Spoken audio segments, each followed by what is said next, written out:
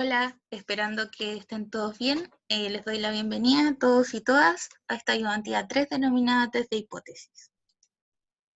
Entonces, el ejercicio 1, ¿de qué forma la enfrentamos? En primer lugar, leemos el enunciado, identificamos la información importante. Luego, siempre hay que observar la tabla, los valores, las unidades. Y en base a lo que nos pidan, vamos a ver de qué forma trabajamos en el Excel. Entonces, revisamos el enunciado. Dice: el proceso productivo de las cartulinas, con las que se construyen los envases de cereales, té, cervezas, entre otros, comienza con el tratamiento de la madera, que generalmente proviene del pino. Los troncos que ingresan al proceso productivo se descortezan para producir chips, los cuales son lavados y posteriormente transformados en una pasta que ingresa a lo que se le llama la máquina papelera. La empresa CNPC, Compañía Nacional de Papeles y Cartones, presenta una etapa de su proceso productivo denominado refinación mecánica. Esta etapa es crucial para dar las propiedades que tendrá el producto final. La refinación mecánica consiste en cortar y desfibrar los chips de madera con el objetivo de generar puentes de hidrógeno, los cuales otorgan propiedades de resistencia, drenabilidad, calidad de impresión, entre otras. Para determinar la drenabilidad del papel producido se realiza un ensayo denominado Canadian Standard Furnace. El ensayo consiste en medir el volumen de agua que atraviesa una hoja TAPI en ml. En base a los valores históricos de los ensayos realizados por la empresa y cumpliendo con la normativa internacional ISO 5267, se establece como normal cuando el valor del ensayo es menor a 360 ml, ya que a valores mayores se degrada la calidad del papel. Entonces, aquí tenemos una norma y en base a ella vamos a trabajar. Entonces, de acuerdo con las pruebas realizadas y expuestas en la tabla 1, se le solicita evaluar si el actual proceso de refinación mecánica cumple con garantizar la calidad del papel. Entonces, aquí tenemos la tabla de 25 datos, nos entregan ml, y además nos aclaran que la hoja TAPI es una mini capa generada con la pasta de la refinación mecánica.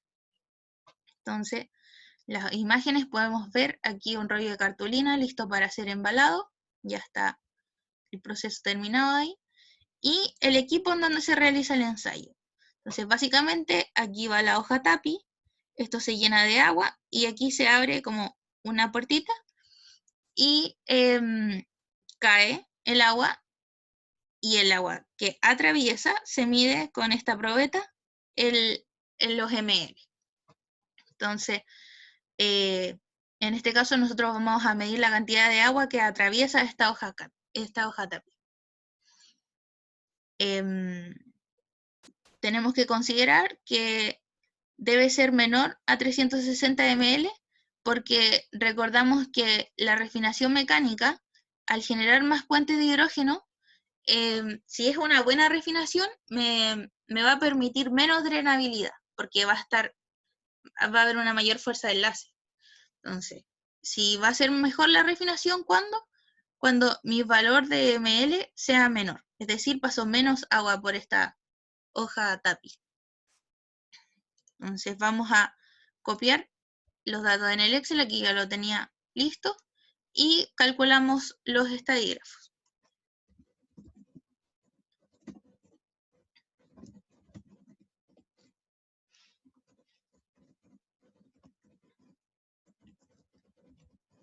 Ya, me salté una pequeña parte, a nosotros lo que nos piden, ¿cierto?, es evaluar si el actual proceso de refinación mecánica cumple con garantizar la calidad del papel. Entonces, ¿nosotros de qué forma lo vamos a hacer? Mediante un test de hipótesis. Entonces, ¿qué es un test de hipótesis? Es un análisis estadístico que me permite discriminar si la media de una población se encuentra en cierto valor a partir de datos muestrales. ¿Cómo yo voy a formular mi test de hipótesis? A partir de una hipótesis nula y una hipótesis alternativa. Además necesito un nivel de certeza, que es el beta que nosotros hemos trabajado, y T0 y T crítico. T0 lo calculamos mediante esta expresión, T crítico con la función inversa de T. Entonces vamos a utilizar además estos gráficos, pero eso se los voy a mostrar en un ratito. Calculamos los estadígrafos para poder calcular nuestro T0 y vamos a formular el test de hipótesis. Entonces, tenemos el promedio,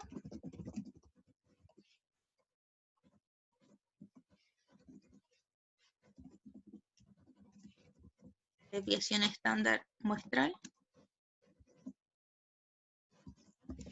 el N, que es nuestra cantidad de datos totales, los grados de libertad, que es el N-1, y este estimador, que va a ser la desviación estándar dividido en la raíz N. Entonces, nuestra hipótesis nula va a venir dada por lo que nos indique la norma. Es decir, que yo voy a definir que mu va a ser igual a 360. La hipótesis alternativa es lo que yo busco cumplir. Verificar. Si yo voy a decir que mu, yo quiero que sea menor que 360. Entonces, habiendo determinado mi hipótesis nula y mi hipótesis alternativa, yo me voy a estos gráficos y digo, para mu igual a 360, yo definí mi hipótesis alternativa de esta manera. Por lo tanto, voy a trabajar con el gráfico C. Con el gráfico C. Y voy a calcular un T crítico que puede venir dado por la inversa de T utilizando alfa o menos la inversa de T utilizando 1 menos alfa. Y me voy a preguntar, ¿mi hipótesis nula se va a cumplir? Sí, es que T0 está en el intervalo de T crítico hasta más infinito. Es decir, si es que T0 se encuentra en esta zona blanca. Vamos a ver. Entonces necesitamos un beta, necesitamos un alfa. El beta, que es mi certeza, 0.95. Alfa, 1 menos beta. Luego, T0. Recordando la expresión, T0 viene dado por el promedio menos los 360, que es el mu0, dividido el estimado. Y el T crítico lo vamos a calcular como menos la inversa de T asociado 1 menos alfa y los grados de libertad, que eran 24. Entonces, sea T0 igual a menos 0.91, lo que yo me voy a preguntar es si T0 pertenece al intervalo de menos 1.71 hasta el infinito positivo. Entonces, si esto se cumple mi hipótesis nula. Si no, de inmediato se cumple la alternativa. Entonces, si podemos ver y hacemos una recta, el T0 efectivamente pertenece a este intervalo. Por lo tanto, se cumple la hipótesis nula. Como nosotros lo que nos interesaba era cumplir la hipótesis alternativa, en este caso no es posible de verificar. Entonces, ¿qué significa que se cumpla la hipótesis nula? Significa que no se puede determinar que la capacidad de drenaje sea menor que 360. Entonces, no hay razón para dudar de que la hipótesis nula se cumple. Sin embargo, nosotros no podemos asegurar que estamos cumpliendo la norma. Tampoco decimos que sea mayor, sino que con los datos que tenemos, nosotros aseguramos que se cumple la hipótesis nula, sin embargo, no podemos asegurar que cumplimos la norma. ¿De qué otra manera podemos ver esto? Mediante un intervalo de confianza.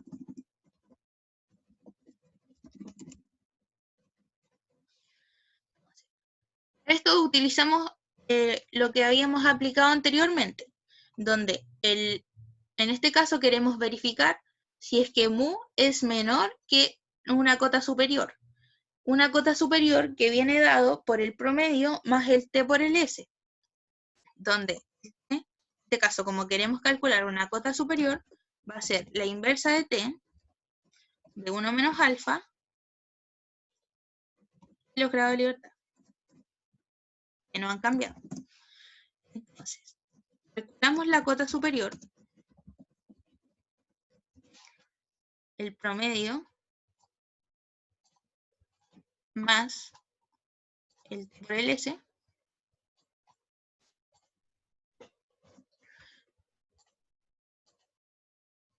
se corrió. Entonces, tenemos una cota superior que es 360.4 aproximadamente. Entonces, nos podemos dar cuenta que obtenemos un valor de cota superior que es mayor que los 360 de la norma.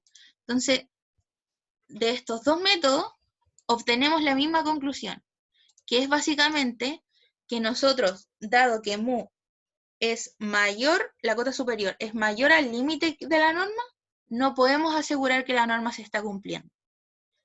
Solo que con los datos que acá nos entregan en la tabla, podemos asegurar el cumplimiento de la hipótesis nula. Repito, sin embargo, no podemos asegurar el cumplimiento de la norma. Eso sería la ayudantía de hoy, o sea, el ejercicio 1. David les va a explicar el ejercicio 2. Les recuerdo que cualquier duda que tengan me pueden preguntar al mail. El mail se encuentra en el aula. Y el día lunes nos vemos. Eso, que esté muy bien.